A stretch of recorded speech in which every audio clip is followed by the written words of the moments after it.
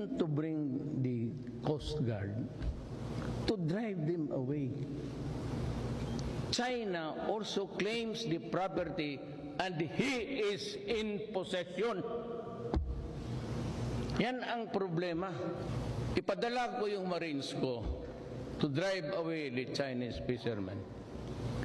I guarantee you, not one of them will come home. Para sa kinabukasan. Pero nagre-resonate din sa publiko yung sinasabi ng Presidente that I don't want to bring my country to war. Ang interpretasyon ko dyan is, nga, ayaw namin ng gera, pero hanapan mo ng paraan na hindi tayo pupunta sa gera, pero maproteksyonan pa rin natin yung mga interest natin. Yun yung talagang malaking challenge. Okay. Kung ako ang military, ako ang general, utusan mo ako na pumunta ka doon, magpakamatay ka, samahin mo yung sundalo mo. Bingo, fuck you.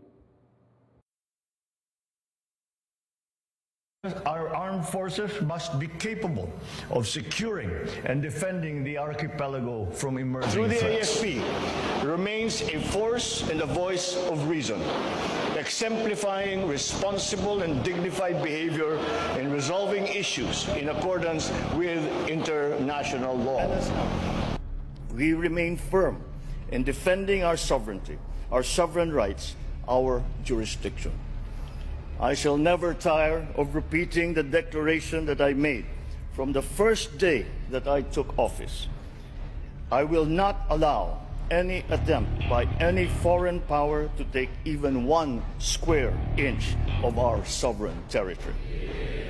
The challenges that we face may be formidable, but equally formidable is our resolve.